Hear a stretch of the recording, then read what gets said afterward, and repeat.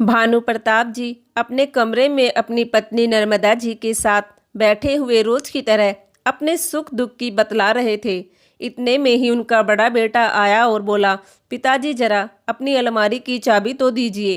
क्या हो गया बेटा? वो पिताजी मैंने गाड़ी खरीदी थी, उसकी किस्त भरनी है। आपको तो पता है मेरे पास इतने पैसे नहीं हैं। अच्छा ठीक है। भानु प्रताप जी अपनी धर्म पत्नी नर्मदा जी से बोले, नर्मदा मेरी अलमारी में से इसे पैसे निकाल कर दे दो। नर्मदा जी ने अपनी साड़ी के पल्लू से चाबी का गुच्छा निकालकर बेटे को पैसे दे देती है। इतने में ही छोटा बेटा आ जाता है, पिताजी मुझे भी थोड़े पैसों की ज़रूरत है, आप दे दीजिए, जब मेरे पास होंगे तब मैं आपको दे दूंगा। बेटे की बात सुनकर भानु प्रताप जी मुस्कुराने लगे, क्योंकि उन्हें सब पता था कि दोनों बेटे क्या कर रहे हैं। लेकिन वह यही सोचकर चुप रह जाते कि क्या फ़र्क पड़ता है तो अपने ही बच्चे। पास बैठी हुई उनकी धर्मपत्नी नर्मदा जी बोली, देखिए जी, आजकल की जनरेशन बहुत ज़्यादा खराब हो चुकी है। बच्चे अपने ही माता पिता का साथ छोड़ देते हैं और आप है कि बच्चों पर सब कुछ लुटाते रहते हो। अपने लिए थोड़ा बहुत बचा कर रखना चाहिए, हमारे बुरे समय के लिए। कुछ भरोसा नहीं कि हमारे बच्चे भी कब साथ छोड़ दे। अरे नर्मदा, तुम कैसी बातें करती हो? मुझे अपने बेटों पर विश्वास है। हमने जो संस्कार दिए हैं उनके रहते हमें कोई दिक्कत नहीं होगी।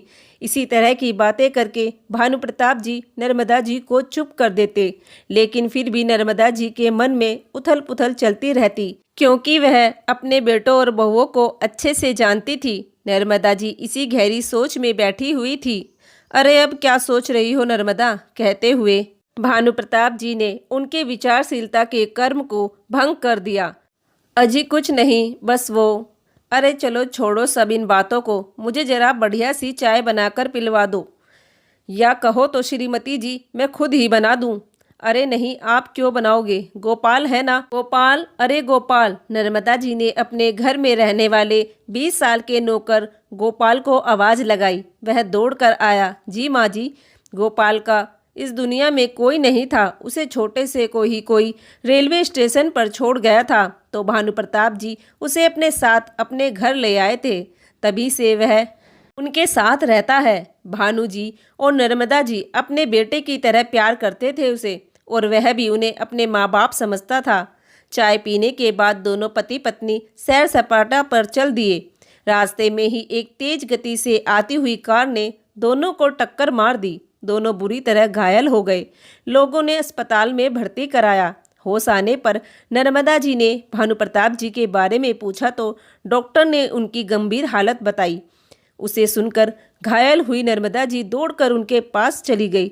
डॉक्टर पीछे से आवाज़ लगाते रह गए। बेड पर घायल पड़े भानु प्रताप जी की ऐसी हालत देखकर नर्मदा जी जोर जोर से रोने लगी। कुछ देर बाद उन्हें अपने बेड पर ले जाया गया, क्योंकि उनकी हालत भी काफ़ी नाजुक थी, उन्हें भी काफ़ी चोट आई थी। कुछ देर बाद उनका नौकर गोपाल भी वहां पहुंच गया। नर्मदा जी की ऐसी हालत देखकर उसकी आंखों में आंसू आ गए। गोपाल तू अकेला है और कोई नहीं आया? नर्मदा जी ने पूछा।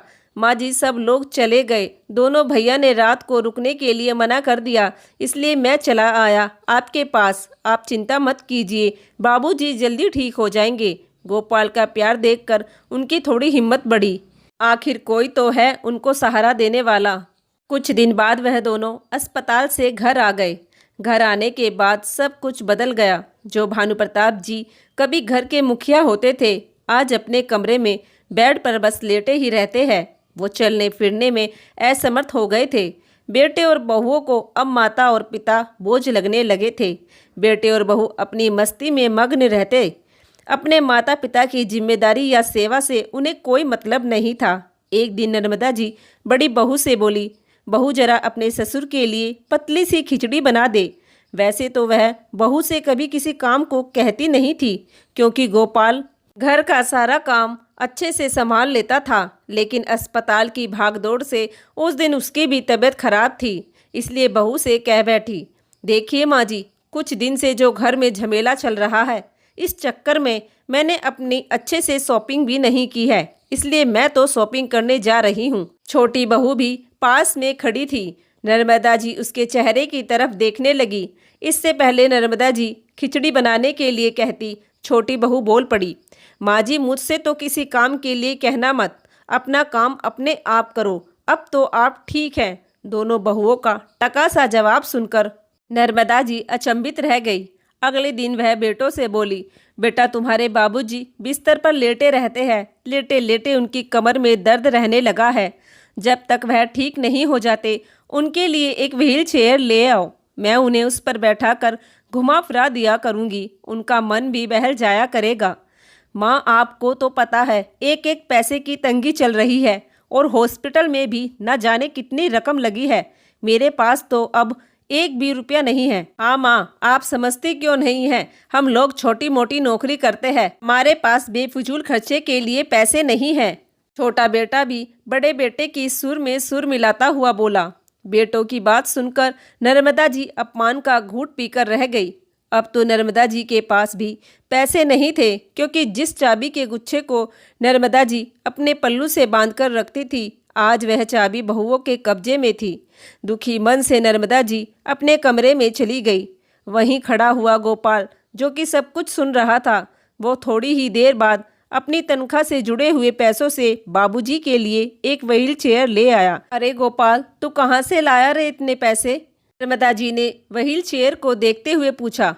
माँ, मेरी तनख्वाह के जुड़े हुए कुछ पैसे रखे थे, बस उन्हीं पैसों से मैं बाबूजी के लिए यह चेयर ले आया हूँ।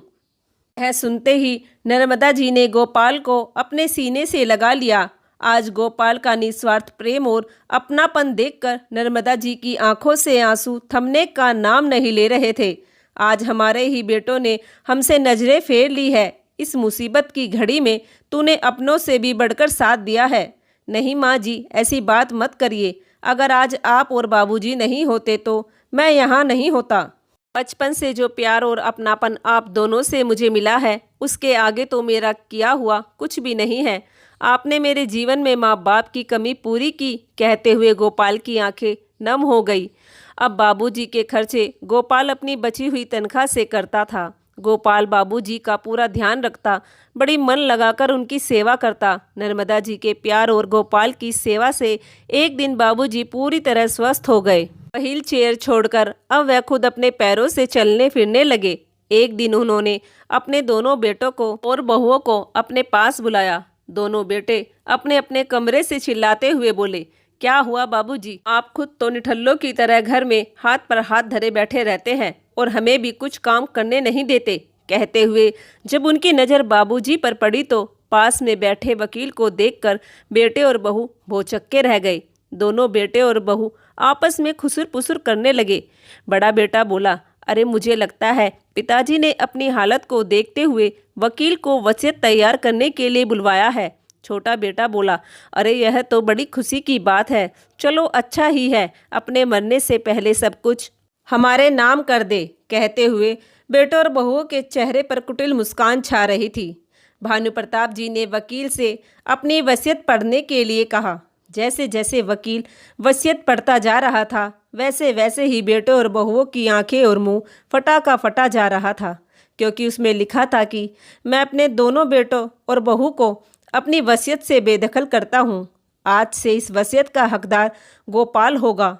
मैं अपने सभी जिम्मेदारी गोपाल को सौंपता हूँ। यह सुनकर अब तो बेटे और बहुओं के होश ही उड़ गए। जिस बुरे समय में हमारे बेटों ने हमसे मुंह मोड़ा, उसी बुरे समय में गोपाल ने हमें सहारा दिया। पिताजी, यह एक नौकर है, आप इसे हमारा हक नहीं दे सकते। बेटे चिनचिनाते हुए बोले। खामोश, किसने कहा तुमसे कि यह इस घर का नौकर है?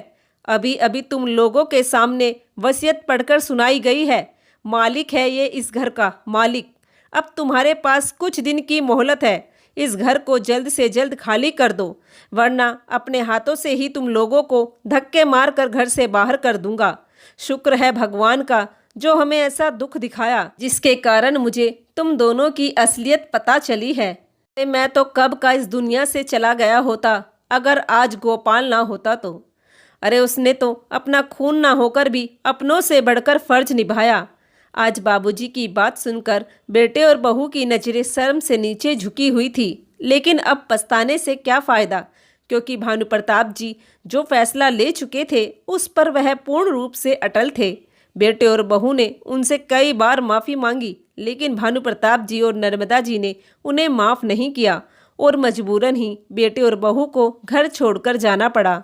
दोस्तों, क्या भानु प्रताप जी ने सही फैसला लिया? कमेंट करके ज़रूर बताना। धन्यवाद।